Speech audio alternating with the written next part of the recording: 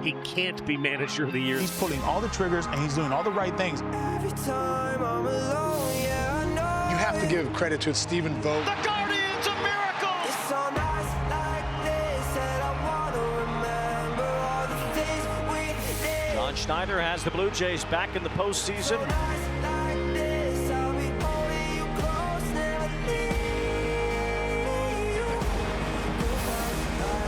You got to love what Dan Wilson did there.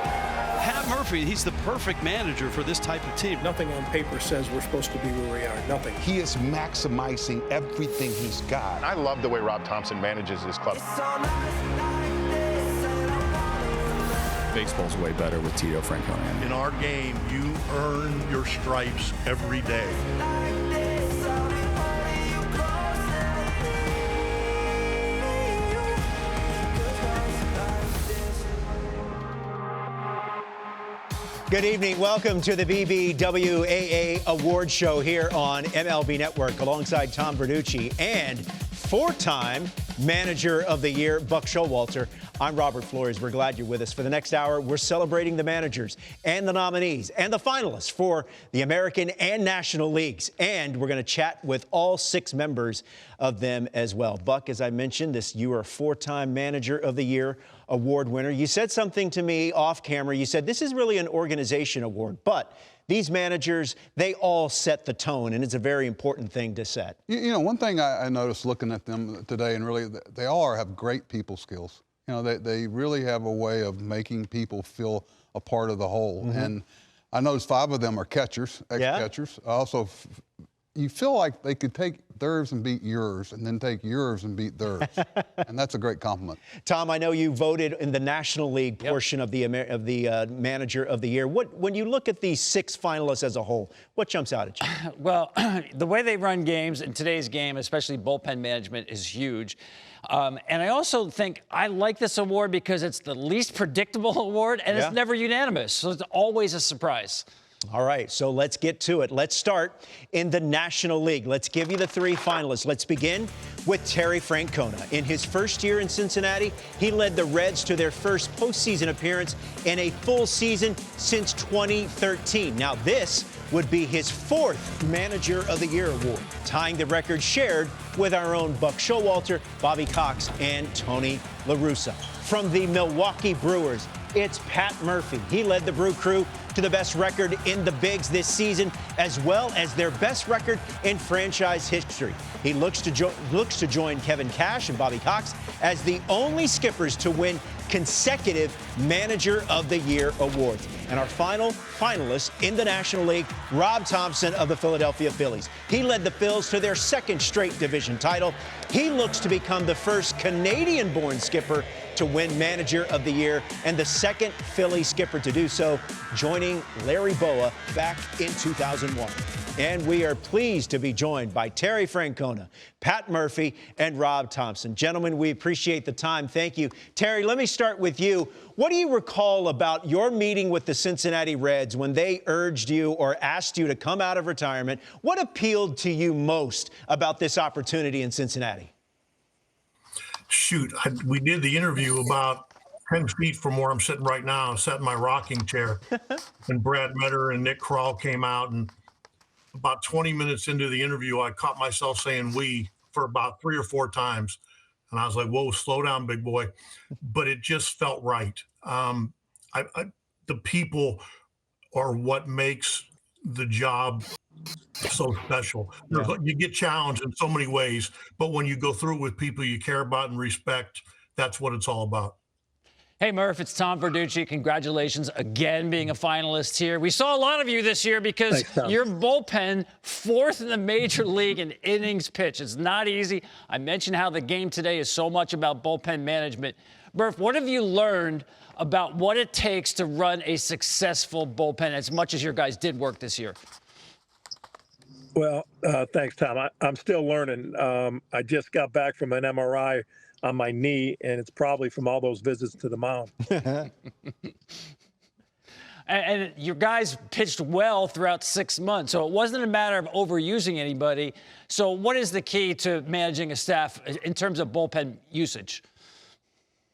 I think it's a matter of having 8 relievers that you can depend on. All 8 have to contribute.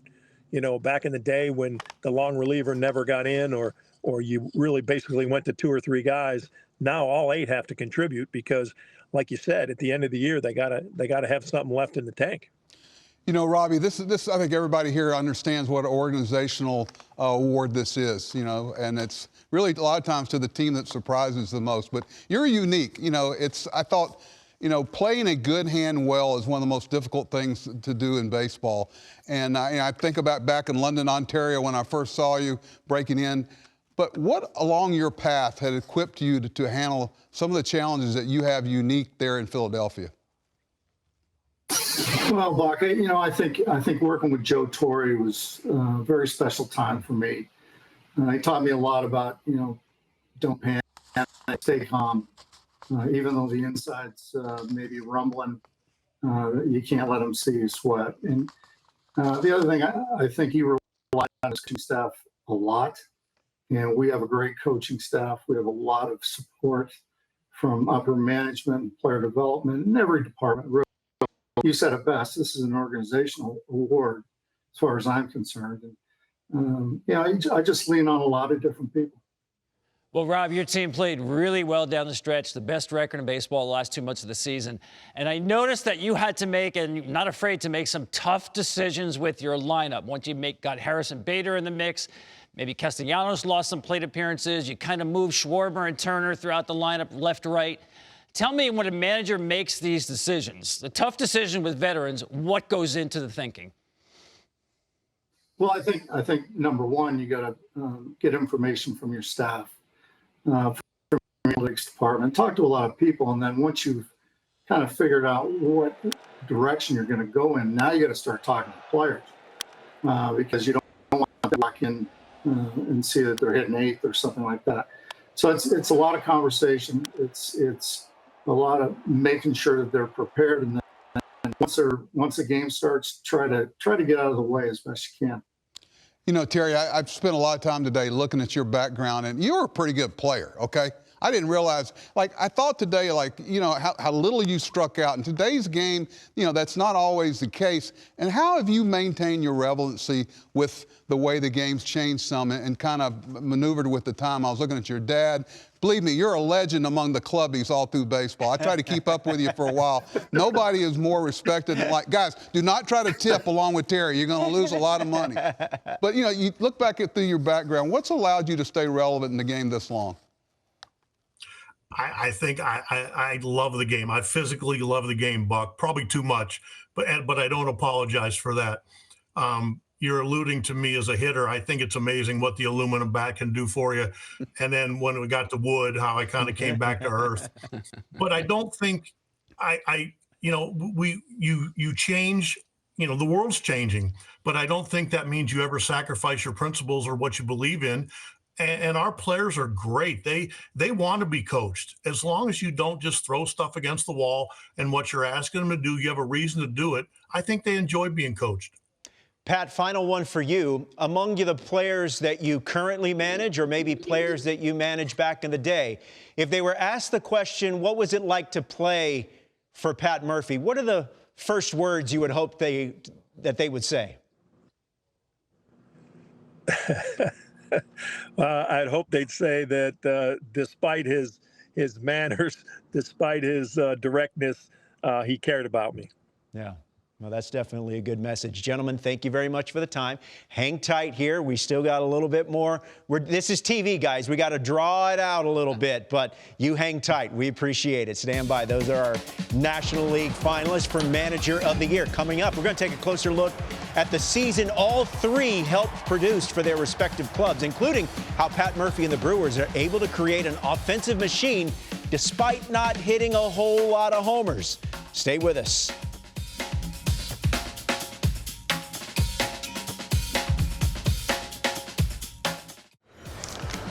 Welcome back. Pat Murphy led the Brewers to the best record in the majors this season, 97-65. He's trying to make it back-to-back National League Manager of the Year awards, and he's among the 3 finalists, along with Terry Francona and Rob Thompson. We're glad you're with us. This is Studio 21. Tom Verducci, Buck Showalter. I'm Robert Flores. Tom, the Milwaukee Brewers, they did it again. They proved everyone wrong yet again, and Pat Murphy, obviously, a big reason why. Yeah, I mean, they take on the personality of Pat Murphy, that old college try from his old college days. I say that as a compliment. They should be known as Brewers U. I think they should have letter sweaters in Milwaukee because that's how they play. I say that because they do the little things right. You want to see a team that takes great secondary leads, a team that is always looking to take not just one base, but always thinking about 2. How about a team that sprays the ball around the field? That's what the Milwaukee Brewers do. Listen, they were 22nd in the major leagues in home runs and won more games than anybody else. How the heck do you do that in today's game? Well, you have to do all these little things well. I'll tell you what else they do well, too, is defend the field. Yes. They hit all over the place, but defensively, especially up the middle, when you've got Terang and Ortiz in the middle of your diamond here, you're going to make plays like this on a nightly basis, and that is going to dovetail with the pitching that they have to get the most out of it. So when I watch the Brewers play, I don't see a team that's sitting around waiting for a 3-run home run. They're doing all the little things, and I know Murph from day 1 in spring training tells his guys, we have to play that way to win baseball games. 97 wins, all-time Brewers record. Man, they earned every bit of it. Yeah, you take a look at the best records in Major League Baseball, the Brewers. Remember, they had home field advantage over the Dodgers in their series in the NLCS. I mean, ultimately, the Dodgers went on to win that series and win the World Series. But, Buck, Tom mentioned about the message that Pat Murphy has to impart on his players. Hey, we have to do the little things. We have to play this way. How important is that for the message to be the same, not just from the manager, but have it run through the entire organization? Well, you're in a sport that you play every day, so these players are going to sniff out a phony in a heartbeat. It'll be in spring training. So I think there's a sincereness. They got to know that you have their best at heart. The players are going to embrace what you deem important. And if it is those little things, and it's not, a lot of people do the lip service and talk about it, but they don't actually hold people accountable for it. But you got to make it somehow important for the players to please each other. Yeah. So when they police themselves, you know you got it whipped. I heard you mention this to Rob in our previous segment about, look, he's got the benefit of a star-studded lineup, the benefit of resources. But like you said, it's not always easy to play a good hand well. Dave Roberts, Robbie Thompson, these guys, just because there's a payroll there and you get these players that have a track record of having done something in the past, doesn't mean they're going to do it that year. You know, I think Joe Torre is one of the best I ever saw at playing a good hand well. And that's hard. It's really hard because there's so many temptations to give into it because you don't have that mental edge that the little engine that could always does because they're playing with house money. Philadelphia, Dodgers, teams like that, they're not playing with house money. They're expected to be the last team standing. And quickly, Tom, Terry Francona, I mean, a baseball lifer and a chance to win yet another Manager of the Year award. Yeah, made an immediate impact on that organization, especially down the stretch. You know, they had a losing record on September 6th, and they're in the postseason because they played some of their best baseball at the end of the year. And to me, that is the mark of a great manager. And Terry Francona, you look at his track record, he's done it multiple places. All 3 worthy finalists for the National League Manager. I look at them, I go, there's 3 guys I'd like to play for. Yeah, absolutely. Okay, up next, we will announce the winner of the National League Manager of the Year award. And we're going to get some help from former Braves manager and World Series champion Brian Snitker. He will join us on the other side. Stay with us. Welcome back. We are just moments away from announcing the National League Manager of the Year. Who will it be? Rob Thompson of the Philadelphia Phillies, Pat Murphy of the Milwaukee Brewers, or Terry Francona of the Cincinnati Reds? We are just moments away. Brian Snitker just recently concluded a 10-year run as manager of the Atlanta Braves. He was Manager of the Year in 2018.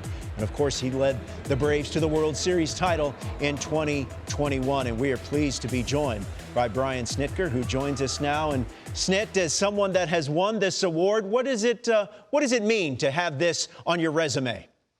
Well, I think it's great. I think just like Rob said, I think it's an organizational award. It takes a lot of people in the whole building to make something like that happen. And you know what? In 18, when I won it, I was just a recipient of a really good year for our organization. Snit, I heard you and Buck Showalter chatting during commercial break that he was asking you about those grandkids, and they are eager to spend a lot more time with their granddad this spring and summer, correct? Well, Grandpa's really eager to spend a lot more time with them also. I mean, I missed everything that my kids did, and they're starting to really get involved in everything. And you know what? I want to be a part of that. Well, that's great to hear. Well, Brian, we're thrilled that you're here. You're going to help us with the announcement. So, sir, the floor is yours. Well, the 2025 National League Manager of the Year, once again, is Pat Murphy. Congratulations, Murph. That's right. Thank you very much for the help with the announcement, Brian. We appreciate it. Enjoy the offseason. Once again, Pat Murphy is your National League Manager of the Year. It was a sizable win as he got 27 first-place votes for a total of 141. Once again, congratulations to Terry Francona and Rob Thompson, our other two finalists. But we are pleased to once again be joined by Pat Murphy. Murph, congratulations. What does this mean to go back-to-back National League Manager of the Year awards? Well, I think it's a statement for the Milwaukee Brewers, from ownership to the ivory tower to our coaching staff. Again, like Snit said, you know, it's an organizational award, and I'm very pleased to be part of this organization. You know, Murph, I think one of the great accolades you can get paid is there's a brand that you think about when you think about the Milwaukee Brewers. There's a way they play the game and a certain level that everyone's held to, and they want to please each other. How did this come about? I know you're going to say it's through the players, but there had to be a backbone there somewhere. Yeah, I mean, you know yourself, you know, you have certain standards that you believe in, and I believe that young people want to be directed.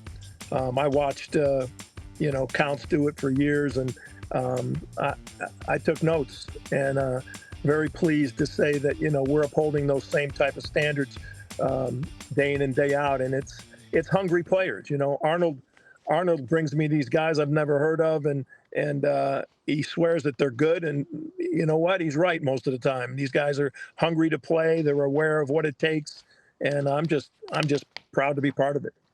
Murph, congratulations. Full disclosure, I was one of the 27 that voted for you, and I did so because not just the way your team played throughout the year, but I also love the way you communicate with your players, because you're not afraid to let guys know when they have to be accountable when they don't play the game the right way. So what advice would you give say a first-time manager about striking that balance between communication, gaining trust, and accountability? Yeah, I think you got to be authentic, and you got to be in it for the right reasons. And, you know, it takes a while. You know, I was lucky. I got to be a bench coach for 8 years for one of the best. And, you know, it was like I was learning, you know, what's going to be my way if I ever get a shot, you know. But it's a balance. It's got to be part of your authentic self. You've got to mean it, and you got to live it, and then they'll trust you. Well, Murph, as a kid of the 70s and 80s, I appreciate the way your Brewers play baseball. So congratulations on a fantastic 2025. You're trying to say I'm old. Is that what you're saying? No, I'm as old. I'm old really? too. Really? Yeah. Really? I'm very old.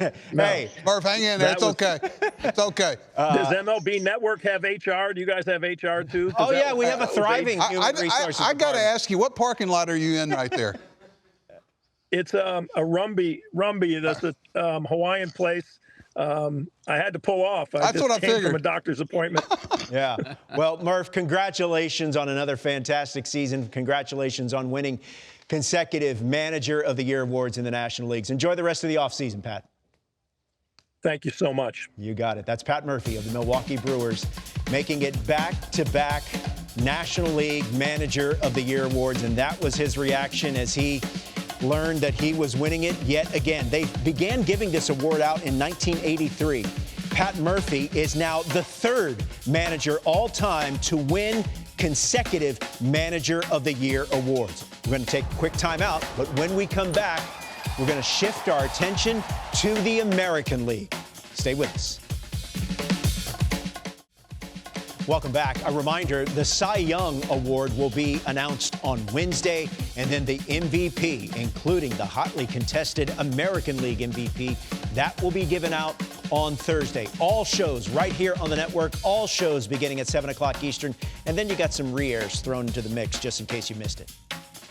All right, now earlier, Pat Murphy was named National League Manager of the Year. Let's turn our attention to the AL. John Schneider's Blue Jays went from last to first in the AL East, winning the title this season. He looks to become just the second Toronto skipper to win Manager of the Year and the first since Hall of Famer Bobby Cox way back in 1985.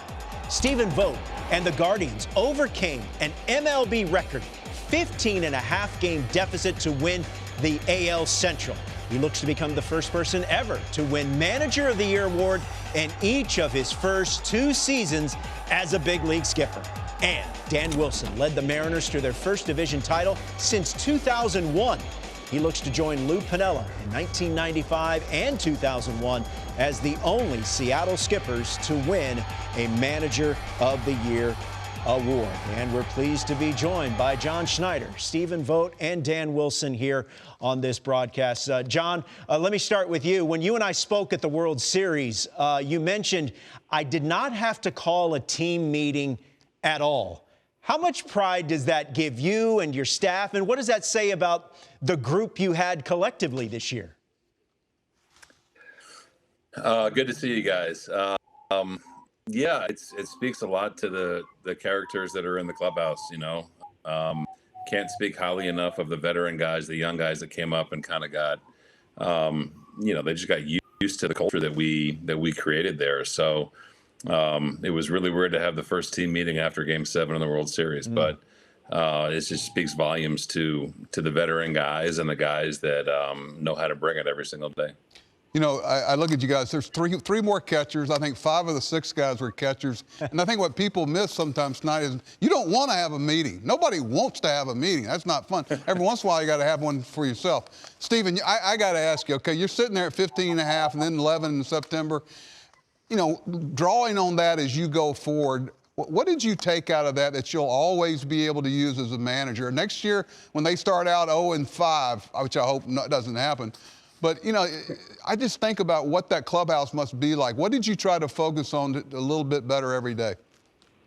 Yeah, I mean, first of all, it's an honor to be here with these 2 guys. Great seasons. And I think for us, it's focus on each day. That's why you play 162 games. You have to finish all of them. And the biggest thing that, you know, our guys in the clubhouse really preach is show up every day ready to win. And you never know what could happen. And I couldn't be more proud of our guys and the resilience that they showed. They had everything thrown at them and more this year, and they didn't let any of it get them down. And we had to do what we had to do, and that's win every single game down the stretch. And I'm really proud of our guys. Hey, Dan, it's Tom Verducci. Congratulations on being a finalist, and it's nice to talk to you without bugging you in the course of a playoff game. But I know that one of your managers, Lou Piniella, was Manager of the Year with the Seattle Mariners. Now, I would say your personality is a little bit different than Lou's. But what kind of things do you draw from Lou Piniella or any of your previous managers that come into play now that you are a Major League Manager? Well, thanks for having me, guys. And Schneider and Vogt, congratulations to you guys as well on your seasons. You know, I've talked with Lou a lot over, especially these last couple of months, and, you know, can't thank him enough for the mentorship and the help that, you know, he has spoken into it. And you know, I think the thing about Lou that we all loved and we all appreciated and we all respected was his desire to win every night. And, you know, he managed that way. And you know, hopefully that's something that our guys understand is the importance of the game tonight and being ready at 7 o'clock to take the field and get after it. Hey, John, I wanted to ask you about the growth of a Major League manager. It's similar to a player, I would imagine. And I know that you're a different manager this year than you were when you first got the job 4 years ago. In what way would you say that you were different in 2025? Man, I'm not in this job. You know, you grow every single day. And I feel like this year, it takes reps. It takes messing some things up. It takes having a little bit of success, and it takes a lot of trust in everyone around you. You know, I think everyone, you know, Dan, Voter, you know, Buck, you all said the same thing. You want to be just so convicted in being yourself And I feel like I was that this year, not being afraid to have tough conversations or good conversations, and just kind of, not letting anything go by the wayside and kind of letting it rip. If you see something, you say it. But you learn every single day. And I think the day you stop learning is the day that the game kind of passes you by. But you also understand that this job, it takes time to kind of get comfortable with who you want to be and what your players want to see every single day. I always ask people, I tell guys, hey, would you want to play for you? And I think all you guys are so authentic and it's so sincere. There's nothing like baseball to get rid of a phony because you're around each other too much. Dan, I've known you since '95. I'm trying to forget you and that thing that happened out there, but we won't talk about that. Dan, when you look at, I don't think people realize the uniqueness of playing in Seattle and the travel, and every time you get on a plane, it's 3 hours, it's coast. That's why I voted for Raleigh in one thing, just because being able to do what he did with that type of travel, I'm amazed by it. What challenges do people miss about playing in Seattle? Yeah, I think that's certainly one of them. It's no mystery that we travel as much as anybody, if not the most. And we've got two teams in our division that are 4.5 hours away from us by plane. So we spend a lot of time on an airplane. But in some ways, I think that can also bring teams together. And you spend a lot of time together on the road and traveling and in airplanes. In a lot of ways, that can really bond you and make you tighter. So sometimes it's tough on the body physically, but there are other advantages you see from it. And I think in some ways we can gain from it as well. Stephen, last one goes to you. Buck mentioned 3 former catchers here among the finalists for American League Manager of the Year. What is it about the nature of the catching position that lends itself to guys getting the itch to become managers? I can only speak for my own career, but for me, it was you're a part of everything as a catcher. You deal with pitchers. You're out there to guide pitchers through games and to help support them. And you are a position player yourself and that you have to hit. And I think you see the game through lenses. You talk to the manager, the pitching coach, probably more than any other player does. And so for me, I learned so much from all the different coaches and managers that I played for that helped equip me to be able to, continue to learn how to do this on the fly. As Schneid said, we're always learning, but my experience behind the plate helped me with in-game decisions and seeing the game from all different lenses. And I think that really helps. Well, gentlemen, we appreciate the time. Stay there where you're at. We're going to do a few more TV things, and then we'll announce the winner just shortly. But when we come back, we're going to continue to talk more about the finalists for the American League Manager of the Year, including what John Schneider's Blue Jay team was doing that we hadn't seen in a decade.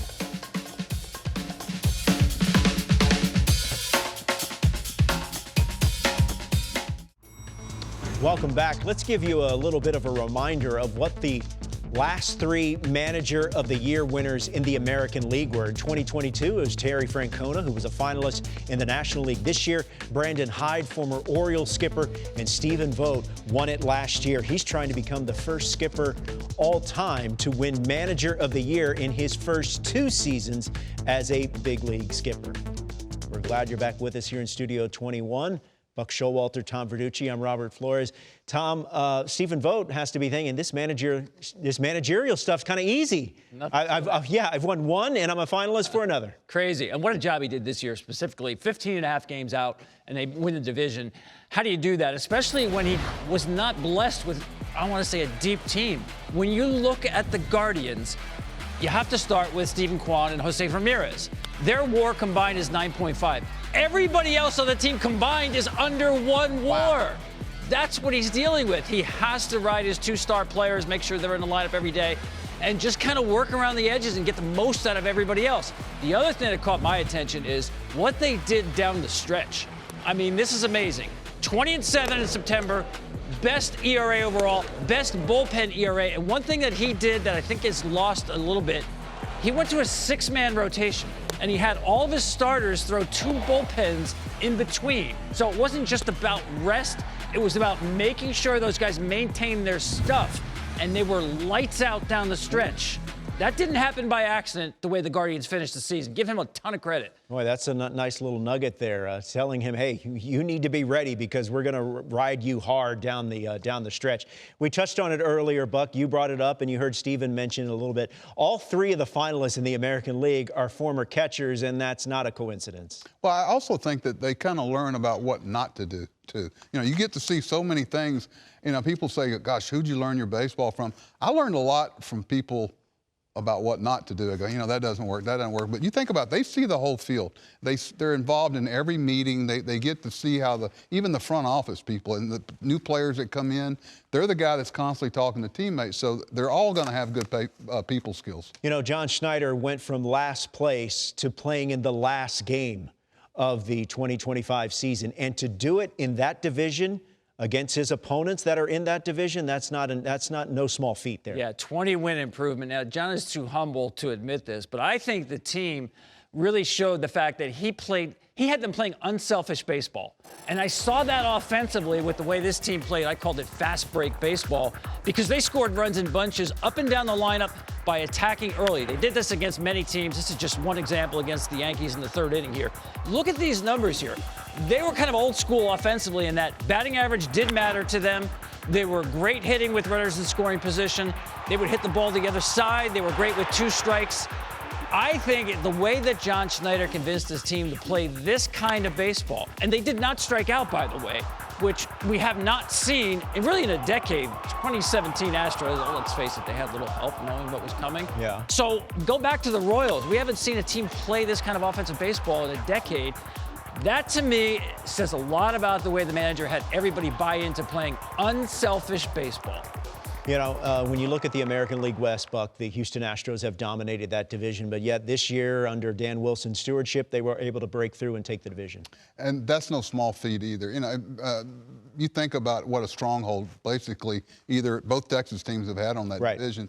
And it's a hard place to win. I really believe that. You know, I'm talking to Lou Piniella about it one time, and I think it really puts a lot of emphasis on how much, you know, taking care of your lineup and as far as moving it around, making sure guys get rest because of the challenge of the travel. And I think Dan and his organization did a great job of. Now they had great pitching. Yes. But they I think they were number 1 in 1-run wins. We were talking about earlier. Yeah. What does that tell you about Dan and his coaching staff and the team itself to have this many 1-run victories in a season? Yeah, to me, it's about bullpen management. And offensively, I thought this was the most dynamic offensive team they've had in a while in terms of power and the ability to steal some bags. But that's a credit to me and Dan Wilson and all their comeback wins as well, that he's making the right decisions late in the game with his bullpen to hang on to those leads or to overcome them. Yeah, Buck, you know how hard it is to come up with the right move, the right solution in a tight ball game. Yeah, and it usually revolves around pitching. You know, it's like Tom said. It's, you know, usually the team with a better pitcher. When a pitcher's on top of his game and a hitter's on top of his game, the pitcher wins. That's why it plays in the postseason. But the ability to maintain not only quality pitching, but the health of that pitching has become paramount, even more so in today's game. All right, now we're just moments away from announcing the American League Manager of the Year. We're going to take a quick timeout. Will it be John Schneider, Stephen Vogt, or Dan Wilson? Find out when we come back. We'll also be joined by another former Manager of the Year, Jerry Manuel. Stay with us.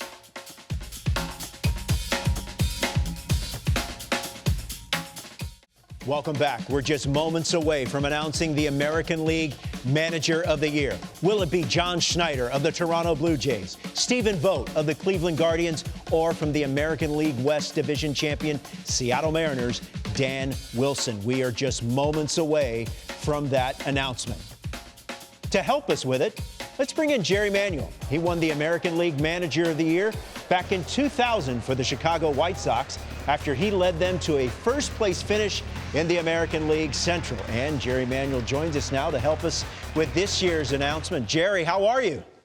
I'm outstanding. How you doing? I'm doing great. Thank you very much for joining us. What do you recall about that season that you won Manager of the Year in 2000?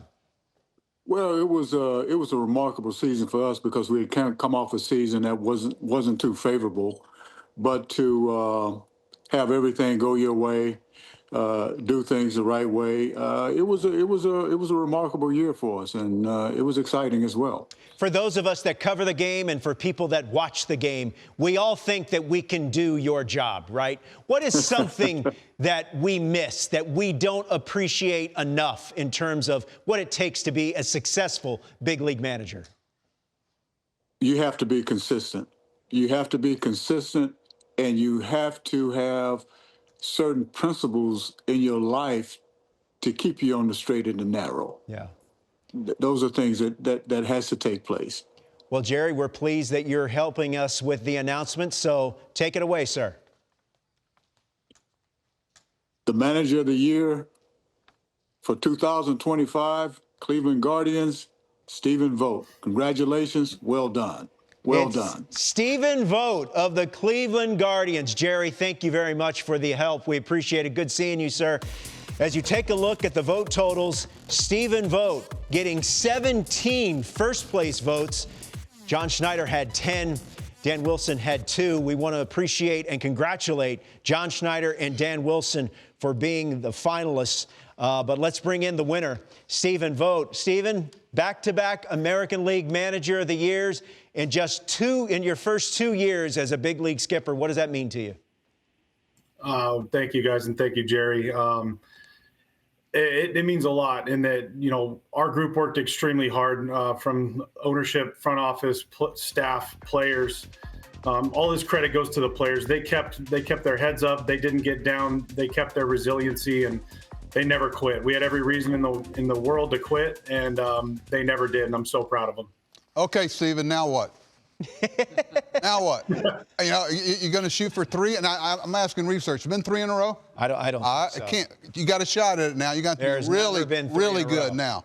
Pressure's on. Yeah, well, I mean, we'll see how that goes. But obviously, we're working to win a World Series, Buck. You know that. This is a really cool honor, and I'm super honored. Thank you to the writers. But, we didn't accomplish our ultimate goal, and that's to win a World Series. So that's what we're working hard at. And again, this is just a testament to our whole entire group and our players. Well, Stephen, I want to go back to what you said about your group keeping their heads up, because they had every reason to drop them. When you think about the fact that you had Shane Bieber coming back, but he gets traded to Toronto.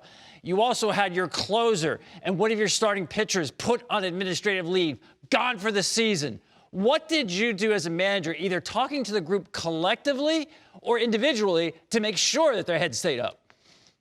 Yeah, I mean, heard earlier Schneider didn't have any meetings. We had a lot of meetings this year, but honestly, we can only control what we can control, and that's showing up every day with a winning mindset and coming to work ready to go. And our group, our players, every single day, whether we're in the middle of losing 10 in a row or a 1-9 stretch, or we got some bad news off the field, they showed up ready to win every single day. And they believed they were good. They went out there and played like they were good, and they were. And at the end of the day, we were able to win the division and get into the postseason.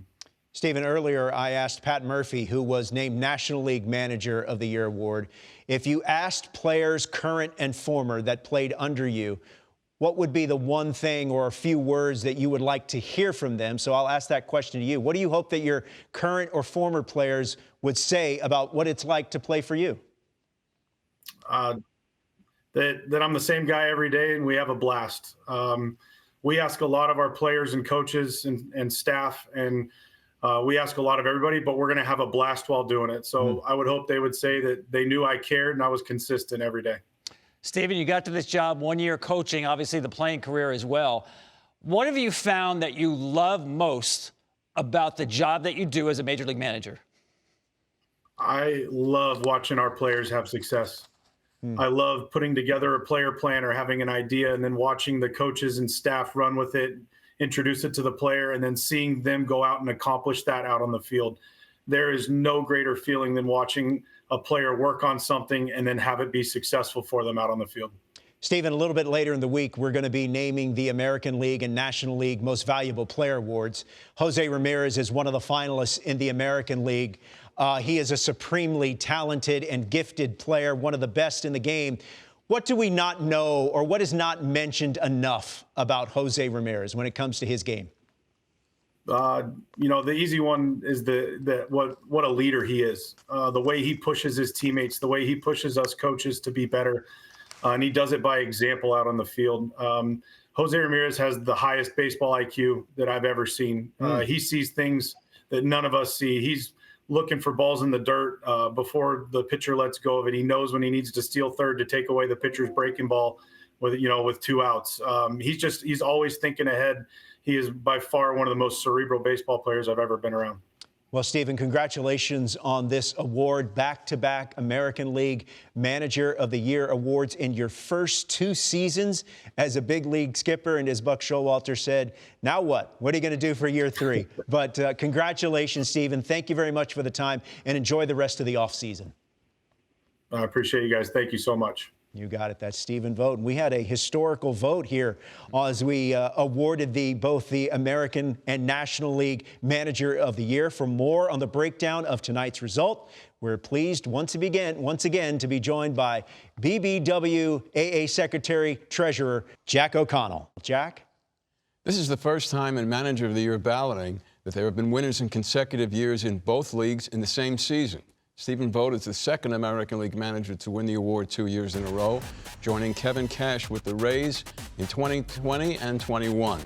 In the National League, Pat Murphy's victory this year and last with the Brewers matches the back-to-back triumphs by the Braves' Bobby Cox in 2004 and 05. This is the second runner-up finish for Terry Francona, who won the award 3 times in the American League with Cleveland in 2013, 16, and 22. He ran second to the Twins' Paul Molitor in 2017. All right, Jack, thank you. Appreciate that for a little perspective on this award. As once again a historic vote, as we have 2 managers who get their second consecutive Manager of the Year awards in Pat Murphy and Stephen Vogt. Tom, as you look at the vote and the results, what comes to mind? Authenticity of these 2 guys, their personality. We know the baseball IQs are there, obviously the way they run a game, but I think the way the players respond to both of them, I think, is kind of a model. As we've seen a lot of jobs turn over this winter. Yeah. A lot of people looking for the next Stephen Vogt, right? Manager of the Year, his first 2 years, can't do any better than that. And Buck, I know you have a lot of respect for all the finalists tonight. Yeah, and you wonder, why didn't they win it again the next year? You think Bobby Cox got dumber the next year?